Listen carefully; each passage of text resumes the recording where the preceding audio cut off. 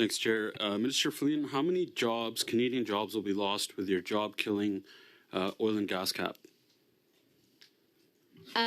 I was under the clearly mistaken impression that we were here to talk about the TMX pipeline, a pipeline which we got built and the Conservative government didn't. It's very fair that a minister comes to committee. And since we're talking about jobs, I'm glad to point out 35,000 jobs were created during the building of the pipeline. Okay, and that's great. How many jobs will be lost with the emissions cap? I just need the number, Minister.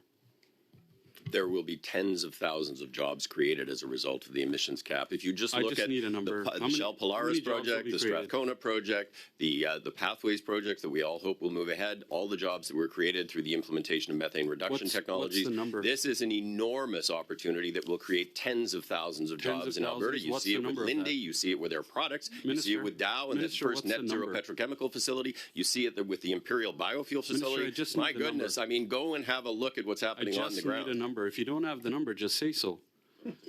Tens of thousands. Okay. So you're saying tens of thousands of jobs will be created. Deloitte has estimated that 110,000 jobs will be lost in Canada due to your job-killing oil and gas cap. Are you confirming today that tens of thousands of jobs will be more than 110,000 jobs that you're going to drive away from Canada? Yes or no? I just need a yes or no. Look, the oil and gas cap is intended to incent economic activity and the long-term competitiveness of the oil and gas sector while doing what we need to do to address the climate issue.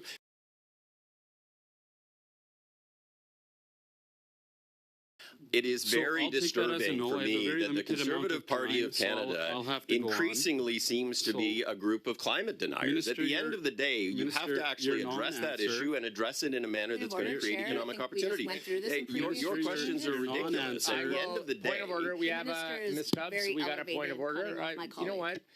Once again, colleagues. I wouldn't deign to Ms. Stubbs, lecture anyone about I want to answer your point of order. If I could ask you to just pause. Thank you. Colleagues, once again, question and allow time for an answer. Just so, Mr. Allen, you have time to ask your question, and the Minister has time to provide a fulsome answer to your question.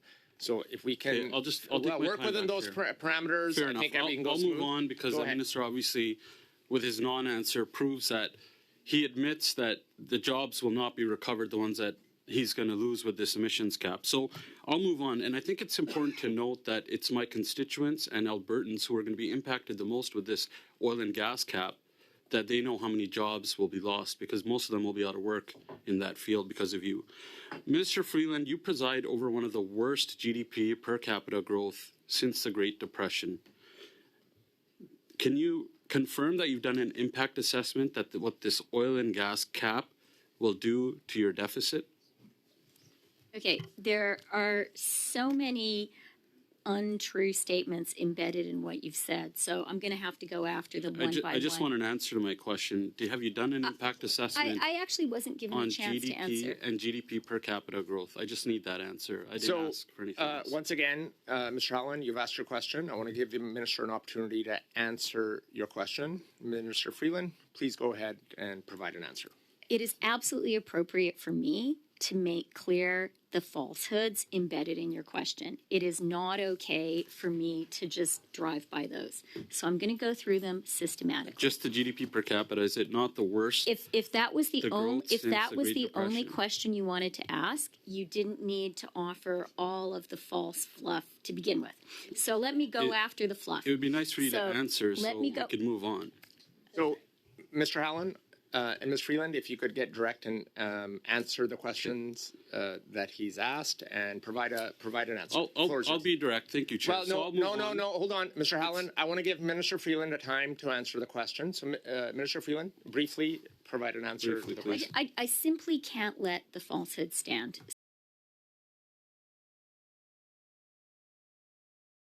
So first of all, you began by saying something untrue about what my colleague Minister Wilkinson said. Minister Wilkinson was very clear that we believe that our policies are both bringing down emissions and bringing good jobs to Canada and Canadians. Which is not true. Okay, Minister, since you're not going to answer, I have about a minute left. In terms of GDP, since we're here to talk about... No, you didn't actually... You didn't So we have a point of order, Minister Freeland, and I know you're going to the GDP answer, but I have a point of order from Ms. Yeah, I would just note the bizarre spectacle of extremely powerful elite ministers of the government of Canada, a G7 country, constantly, Ms. Stubbs, that's not a point of constantly order. shutting down and cutting off both women member of parliaments and an ethnically diverse member of parliament. So perhaps these guys who love to play identity politics, just answer the question. Colleagues, first of all, Minister Freeland is also a strong woman in the government who's here answering questions. Yeah, I certainly don't think she has a problem with the Let's heat. not target members based on their gender or their ethnicity. I'll ask everybody to, let's everybody just take a deep breath and tone it down a notch so we can get back to the issue at hand today. That's the Trans Mountain Pipeline expansion. You do, Mr. Helen, have time. So I have it on hold, but I do add a point of order I have to address. Minister Freeland, a brief. I want to give you a chance to answer on the GDP brief, and I'm going to go back to you, Mr. Helen, on the GDP answer you're just about to give, and then we'll go back to you.